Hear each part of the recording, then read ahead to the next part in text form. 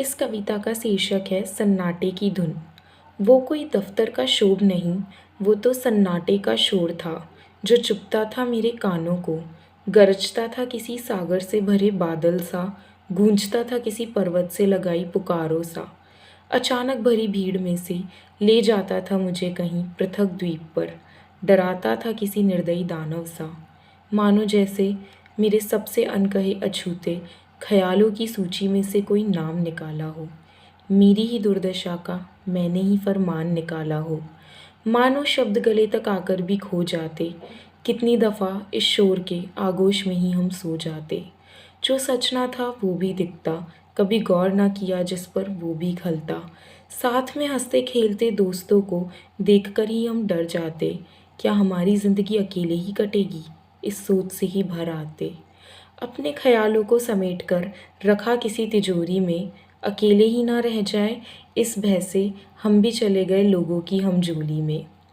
मगर ये कैसा मेला था जहाँ साथ होकर भी एक दूसरे के लिए मन मैला था। पहले जिसकी कमी लगती थी वही अब फिक्र की वजह बन गई। किसी भी तरह बात बनाए रखना जैसे एक सजा बन गई। प्रत्यक्ष के लिए भी प्रमाण देना हमें अखरने लगा। मन हमारा फिर से कतरा कतरा बिखरने लगा।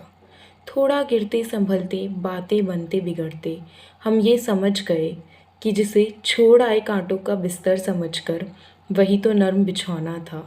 अब किसी और को पाकर खुद को नहीं खोना था।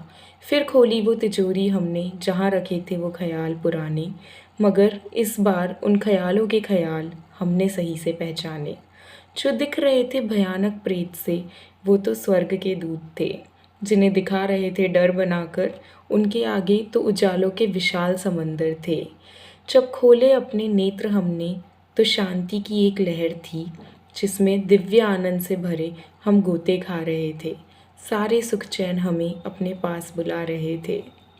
ऊंचा था वो मंजर हमारा फिर भी ज़मीन पर टिका था, मानो जीने का सही रास्ता अभी ही हमें दिखा था।